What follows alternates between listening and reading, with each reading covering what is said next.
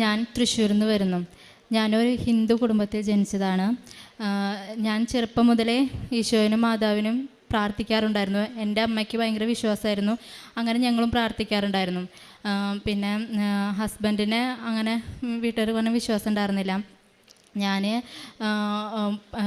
രഹസ്യമായിട്ട് ഞാൻ പ്രാർത്ഥിക്കാറുണ്ടായിരുന്നു. അങ്ങനെ എനിക്ക് ഇവിടെ യൂട്യൂബിൽ ഞാൻ ഇവിടുത്തെ ഒരു സാക്ഷ്യം കാണാനായിട്ട് ഇടയായി. അപ്പോൾ ആ സാക്ഷ്യം കണ്ട് പിന്നെയും ഞാൻ 2-3 സാക്ഷ്യങ്ങൾ കണ്ടു. അപ്പോൾ അത് കഴിഞ്ഞ് ഞാൻ ജോലിക്ക് വന്നപ്പോൾ ജോലി സ്ഥലത്ത് കൃപാസനം പത്രം കണ്ടു.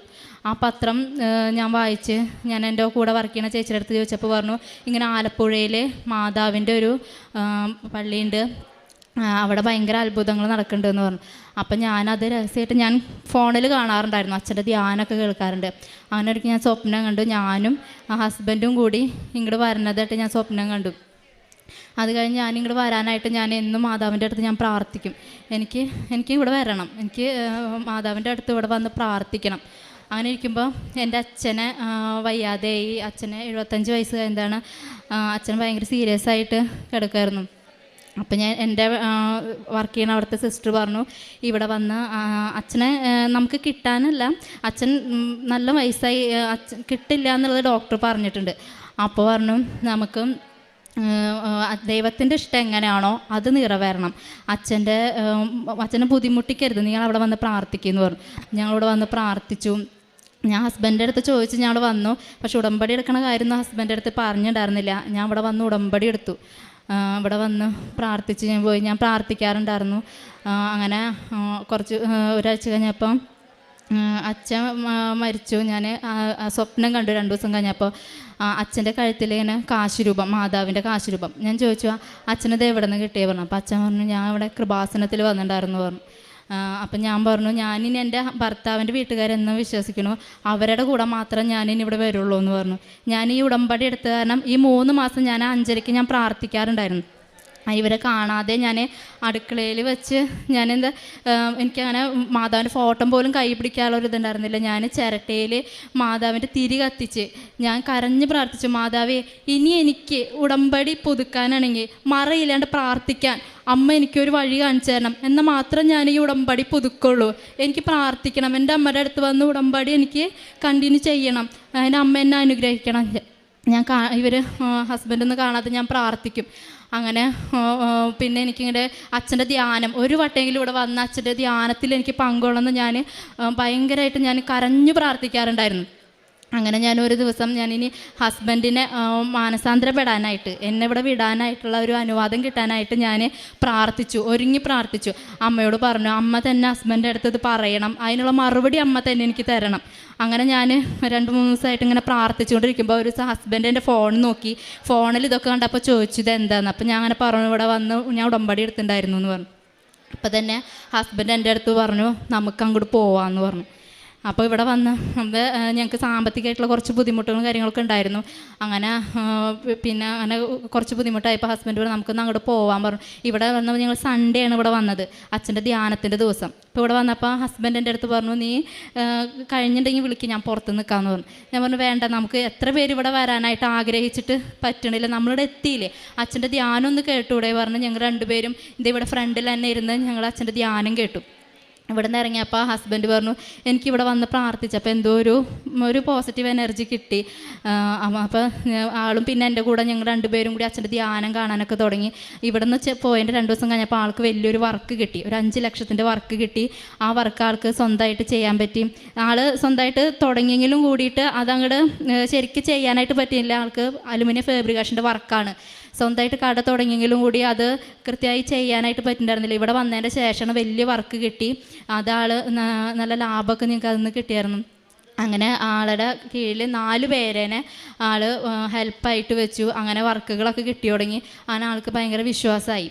അങ്ങനെ ഞങ്ങളിവിടെ വന്ന് പ്രാർത്ഥിക്കാറുണ്ട്. അതിൻ്റെ ഇടയ്ക്ക് ആൾക്കൊരു തണ്ടൽ വേദന ഉണ്ടായിരുന്നു, കുറച്ച് നാളായിട്ടുണ്ട് തണ്ടൽ വേദന. ഞങ്ങൾ കുറേ ഡോക്ടർമാരെ കാണിച്ച് അപ്പോൾ അതിനൊരു കുറവുണ്ടായിരുന്നില്ല. ഞാൻ പറഞ്ഞു, നമുക്ക് മാതാവിൻ്റെ അവിടെ പോയി പ്രാർത്ഥിക്കാം, അതിന് ശേഷം നമുക്ക് എന്താണെന്നുണ്ടെങ്കിൽ തീരുമാനിക്കാൻ പറഞ്ഞു. ഇവിടെ വന്ന് ഹസ്ബൻഡ് ആ വേദന വെച്ച് ഇവിടെ നിന്ന് ഇങ്ങോട്ട് മാതാവിൻ്റെ ഇവിടേക്ക് മുട്ടുകുത്തി വന്നു. എന്നിട്ട് അന്ന് ഹസ്ബൻഡും അന്ന് ഉടമ്പടി എടുത്തു. അന്ന് പ്രാർത്ഥിച്ച് ഞങ്ങൾ ഈ അസുഖം ഈ ശരീരത്തിൽ നിന്ന് എടുത്തു മാറ്റണമെന്ന് ഞങ്ങൾ രണ്ടുപേരും കരഞ്ഞു പ്രാർത്ഥിച്ചു. അന്ന് രാത്രി ഹസ്ബൻഡ് വേദന കൂടി ഞങ്ങൾ ഡോക്ടറെ അടുത്ത് പോയി എമർജൻസി MRI ചെയ്തു. അന്ന് സർജറി ദിവസം അല്ലായിരുന്നിട്ടും അന്ന് ഡോക്ടർ ഞങ്ങൾക്ക് വേണ്ടി ആ സർജറി ചെയ്തു. അത് ശരീരത്തിൽ നിന്ന് എടുത്തു മാറ്റി. 6 മാസം നല്ല റെസ്റ്റ് പറഞ്ഞിട്ടുണ്ടായിരുന്നു.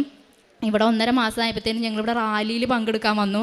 പിന്നെ 2 മാസം ആകുമ്പോഴത്തേനും ആൾ വർക്കിന് പോയി തുടങ്ങി.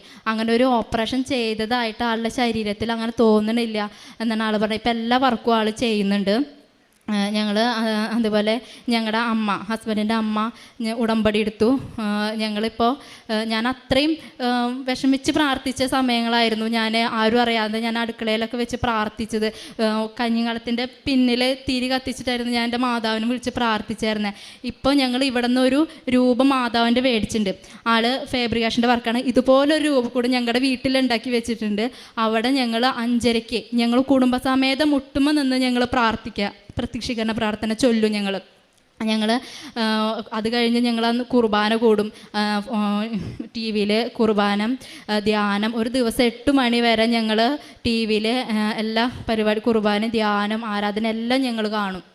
ഞങ്ങൾ കുടുംബത്തോടൊക്കെ ഞങ്ങളെല്ലാം കാണും. എൻ്റെ മക്കൾ കുഞ്ഞു മക്കളാണ്. ആ മക്കൾ സ്കൂളിൽ പോകുമ്പോൾ അവർ ബൈബിൾ വായിച്ചിട്ടാണ് പോണത്. എന്നും സങ്കീർത്തനം 91 അധ്യായം വായിച്ചാണ് അവർ പോവുള്ളൂ. ഞാൻ ഒരു പ്രാവശ്യം അച്ഛൻ്റെ ധ്യാനം കൂടണം, ഒരു വട്ടെങ്കിലും കൂടണം എന്നാണ് ഞാൻ മാതാവിൻ്റെ അടുത്ത് ഞാൻ ആഗ്രഹം പറഞ്ഞ് പ്രാർത്ഥിച്ചത്. ഞങ്ങളിപ്പോൾ എല്ലാ മാസവും ഒരാഴ്ച ഞങ്ങളിവിടെ വരും ധ്യാനം കാണാൻ. ഇവിടെ ഈ ഫ്രണ്ടിൽ അമ്മ മാതാവ് ഞങ്ങൾക്ക് വേണ്ടിയുള്ള എടുത്തു വെച്ചിട്ടുള്ള സീറ്റാണ് ഈ ഫ്രണ്ടിൽ. എത്ര നേരം വൈകി വന്നാലും ഞങ്ങൾക്ക് 2 പേർക്കും ഇവിടെ ഈ ഫ്രണ്ടിൽ ഇരുന്നിട്ട് തന്നെ അച്ഛൻ്റെ ധ്യാനം കാണാനായിട്ട് ഞങ്ങൾക്ക് സാധിക്കും. ഞങ്ങളതുപോലെ ഞങ്ങളുടെ 11 വർഷമായിട്ട് ഞങ്ങളുടെ ആധാരം പണയത്തിലായിരുന്നു. എടുക്കാൻ ഞങ്ങൾക്കൊരു മാർഗ്ഗമില്ല.